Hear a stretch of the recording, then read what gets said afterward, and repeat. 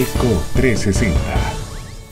En tema de códigos, procesos penal, no existe el término retroactividad. Sin embargo, si su caso está abierto en estos momentos, que hay un código diferente, una vez aprobada la nueva ley, entra a regir la nueva ley en la cual usted debe estar procesado. No es que usted entró hoy a un juicio y entra y su juicio va a ser en base a la ley que está actual, no.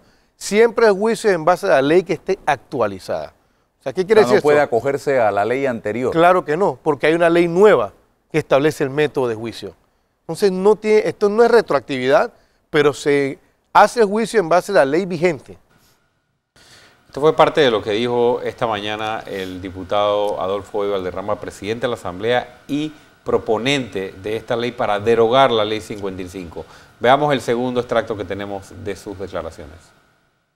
Pero al final lo que se busca es que nosotros, que tenemos que fiscalizar, que somos líderes circuitales, líderes nacionales, personas como representantes del primer órgano del Estado, entendamos que no podemos tener ese privilegio de ser los únicos, de tener un término y diferentes pruebas para hacer. Entonces, en tal caso de que se presente un juicio contra un diputado, no vaya a ser un proceso legal el que tumbe, ¿no?, la verdad o la justicia que se pueda dar. Yo creo que va a ser una lucha. Yo estoy convencido, y es mi estilo, de llegar a consensos, pero empieza hoy un debate y las conversaciones para llegar a una votación, ojalá fuera unánime, como ha sido en otros casos, en un anteproyecto de ley tan importante como la relación de la ley 55. Por ejemplo. Para aprovechar el tiempo, lo mejor posible el tiempo que nos queda. Doctor Jace Bernard, ese blindaje de la ley 55, ¿cuál es? ¿Qué establece hoy? Y si se deroga esta ley, ¿cómo queda la situación procesal de los diputados? Sobre todo en cuanto al tema de retroactividad o no. Bueno, en primer lugar, tú sabes que en materia penal solamente es retroactiva la ley más favorable al reo. La gente tiene que entender eso, de que esta es una propuesta que si llega al puerto que quiere llegar, es decir, que se deroga la ley 55, eso no significa que van a automáticamente no tiene vigencia para atrás. No, esto es hacia adelante. Hacia futuro, hacia futuro. Eso en primer lugar. Pero yo creo que hay dos aspectos importantísimos que podríamos discutir seriamente, y uno tiene que ver con los requisitos de admisión que están considerados en el artículo 488 del Código de Procedimiento Penal, en donde en su punto 4 dice que la querella o la denuncia debe promoverse por escrito a través de un abogado, y para su admisibilidad debe expresar lo siguiente. 4. Prueba idónea del hecho punible imputado. Esto es puede ser una especie de sinónimo de adjetivo parecido a ese para calificar la prueba sumaria que se pide, que puede ser un obstáculo, ¿verdad?, para que las personas se acerquen realmente a denunciar una conducta que deben investigarse, ¿verdad?, y que al pedírsele que para investigar a un diputado tengas que presentar una prueba idónea del hecho punible por adelantado, te pueden estar pidiendo que adelantes tú parte de la tarea de investigación que debe realizar, en este caso, el fiscal que va a delegar la Corte Suprema de Justicia. Ese es un tema que hay que tratar y que hay que discutir. Y el segundo punto en particular tiene que ver con el artículo 491A, que adicionó la Ley 55 al Código de Procedimiento Penal. Correcto. En donde se establece un periodo de 2 meses para la investigación y que se puede prorrogar 1 mes más cuando la investigación sea compleja. 3 meses 3 solamente. meses. Si no, para decirlo buen panameño, se cae el caso. Digámoslo así, se cae el caso. O hay que ordenar el archivo del caso si no se logra compilar. Es un tratamiento preferencial indudablemente. Radical. Y esta ley, bueno, es del año 2012, ¿no? Entonces, lo importante es también entender quién hace esa investigación, que tiene 3 meses para investigar, un magistrado de la Corte Suprema de Justicia. Que no es un funcionario de instrucción que no es un por funcionario formación. de instrucción por formación, que no tiene necesariamente todas las herramientas disponibles para una investigación que, tratándose de un diputado de la República, debe ser lo más prolija y exhaustiva, ¿verdad? Entonces, probablemente esos 3 meses no son suficientes ni necesarios. Son aspectos bien puntuales que hay que discutir. Hombre, esta ley tiene un contexto en un momento histórico también que hay que entender.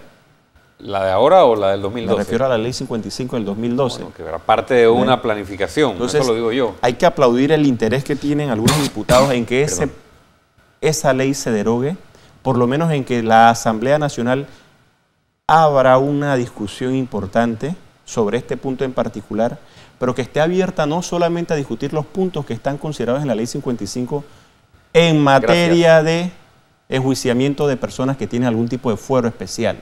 Es que ese es el tema en general. Ese es el Las tema. protecciones que hay a todas estas personas, que si el presidente, que si los magistrados y los famosos, ¿cómo los pactos Claro. de no agresión? Claro. ¿Cómo salimos de allí? Mira, regionalmente o internacionalmente en materia de derecho comparado nosotros podemos buscar algunas alternativas que se están proponiendo en diferentes países. Uno, por ejemplo, en España existen por ley cerca de 18.000 personas que tienen algún tipo de fuero de procedimientos penales especiales. Wow. Pero esas 18.000 personas son juzgadas con ese fuero ante instancias ordinarias de justicia. ¿Me explico? Te pongo un caso bien significativo que conocemos. Por los medios de comunicación aquí en Panamá, todo el mundo casi. El caso del enjuiciamiento de la infanta Cristina y de su esposo. Esas son dos personas aforadas que están respondiendo Justicia ordinaria. ante la justicia ordinaria. ¿Sí? En el caso, o en alguna experiencia regional, en el caso de Colombia, en Colombia se está discutiendo la creación de un nuevo ente que le llaman, según la propuesta de algunos, Tribunal de Aforados. Es un tribunal especial que no es la Corte Suprema de Justicia, porque la Corte se tiene que reservar, que no es la Asamblea Nacional de Diputados, porque la Asamblea se tiene que reservar también, para que juzgue A los que tienen algún tipo de fuero. a los que tienen algún tipo de fuero. Pero la labor de investigación, ¿verdad?, la tiene el Ministerio Público, Ajá. que es el ente que tiene las capacidades, las facultades y el Yo creo que mandato hay que apuntar hacia allá, constitucional. ¿no? O Yo empezar creo a que ver estos ejercicios. Creo que hay que apuntar hacia allá. También hay que apuntar hacia la revisión integral del Código de Procedimiento Penal, porque hay algunas dislocaciones en procedimientos especiales para algunos aforados que crean situaciones absurdas y que pueden traer graves contradicciones y perjuicios, ¿verdad?, generando algún tipo de sensación de impunidad entre la gente. Y creo que al final de la tarde lo que tenemos que insistir es en reestructurar el sistema de cara a cerrar los portillos de impunidad. Bueno, y no sé si coincide conmigo, pero ese marco jurídico que establece que solamente el Pleno de la Corte Suprema puede juzgar a los diputados y que solamente la Asamblea puede juzgar a los magistrados, ha sido fuente de impunidad. Yo diría que genera una sensación grave de impunidad en la comunidad. Bueno, el hecho sintomático está en que busquemos las estadísticas, cuántos diputados o cuántos magistrados han sido condenados históricamente. Con eso nos vamos. Sí. No hay que revisar la estadística. Cero. No, eso es bueno, importante. no cero, ¿no? Pero fíjate, es que se crean graves dicotomías y perjuicios en el seno de la sociedad. Los delitos de los que estamos hablando, per se, son delitos complejos. No son delitos unipersonales.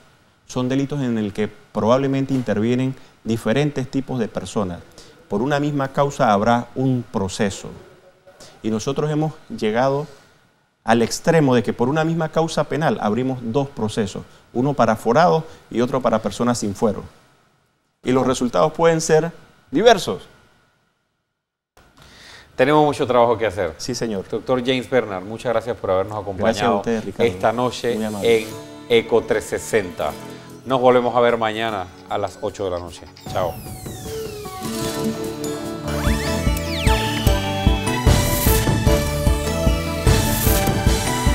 Eco 360.